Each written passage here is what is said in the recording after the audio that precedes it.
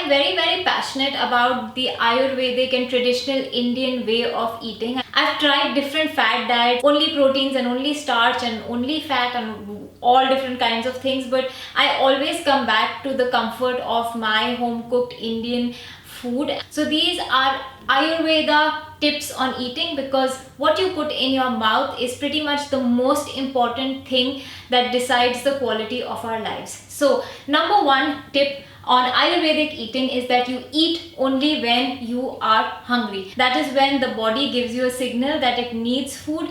And if you're not hungry, that just means that whatever you have eaten before that is still not completely digested and your body isn't feeling light. Okay, so tip number 2 is very important, and it is about water and drinking water. So Ayurveda says that do not drink a lot of water before your meals, do not drink a lot of water after your meals, and of course even in between meals.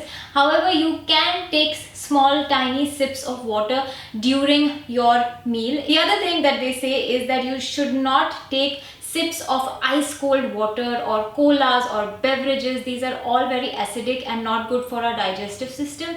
So if you have to sip on something while having your meal, sip on warm water or hot water, because this is good for you.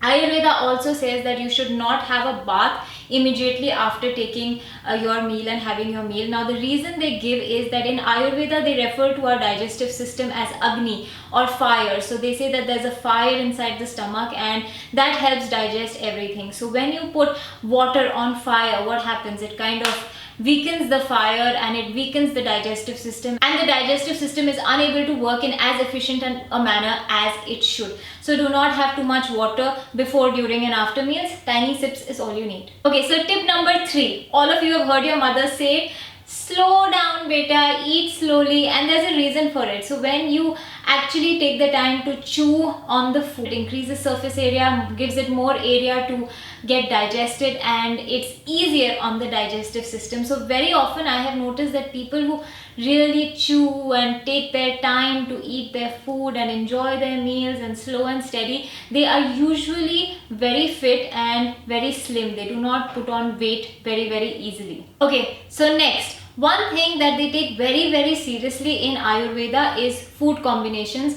and there are few food combinations that are an absolute no in Ayurveda. So opposite kind of foods are not supposed to be mixed together. So something that is extremely cold and extremely hot, you should not have together. So please, next time, do not have ice cream with one hand and hot coffee with another hand. These are not things that are meant to be combined. Also, opposite foods in terms of acidic and alkaline foods, they should not be mixed together and had. For example, milk with fruits is a big no in Ayurveda. Especially banana and milk is really toxic for the digestive system and for the body, and they say never to have that food combination. Also, traditionally you would have noticed that certain foods are soaked in water before we cook them, and certain foods are always roasted or dry roasted before we eat them, and a lot of research and scientific facts have gone into these traditions. For example, rajma, chana, certain dals are always soaked in water before we cook them,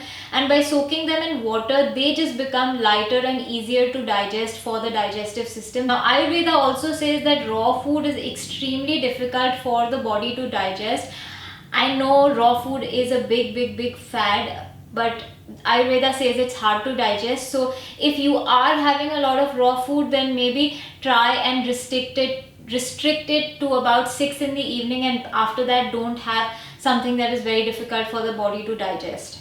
Now let's come to how much food should we eat, and they say that the amount of food that we need to eat is the quantity of food that you can fit within the palms of your hand. So just about this much is what we need. Otherwise it just becomes like an overloaded, overstuffed washing machine. You stuff it so that you get everything done in a load, and it works for a few months, and then it starts creaking strange noises and comes to a halt. So the same thing happens with the digestive system. If you stuff too much in, it becomes very difficult for it to work efficiently. So again, you must have heard this a lot, that right after a meal you should not go off to sleep, or just go and sit down in your chair. If you have an office job and you must sit down right after your meal and get to work, then they say that you must sit in Vajrasana if possible, or otherwise just walk around for a few minutes, help the digestive system, and then come and sit and start with your work. So the next tip is about the temperature of your food. So Ayurveda says that you must have hot food or warm food that is freshly cooked, and that is because so whenever we want to preserve something, we keep it in ice or in a freezer where it's very, very cold. So whereas when you put something on fire, it slowly breaks it down. The same thing happens in our body. When you put in cold, very cold things, it becomes difficult for the body to break the food down and digest it. Whereas when it's hot food, warm food, it becomes easier on our system to break it down. So let's talk about green tea and black tea. We all love our tea in some form or the other. Now there are some very beneficial things in green tea and black tea. However, when we mix milk in these teas, they lose their catalins and they become less effective, and their beneficial quantities kind of diminish. So if you are having green tea or black tea, try and have it without any milk. So before I go, a few quick tips. Yogurt, do not have it at night. Especially, you can have buttermilk, but yogurt is a little bit of a dicey thing. A lot of people in Ayurveda say that yogurt is not good for us, especially not at night. And my last tip is that if you are planning a heavy meal on a particular day, then try and schedule it between 10 in the morning to 2 in the afternoon, which is basically lunch, because those hours between 10 and 2 are Pitta Kala, which helps the food get digested very, very easily. I hope you enjoyed the video. If you did, give me a thumbs up. Please subscribe. Please keep coming back for more, and let me know if you would like to see more such videos on health tips, workout tips, etc. Let me know what kind of videos you like watching the most over here, so I can do more of those. So I'll see you in the next video.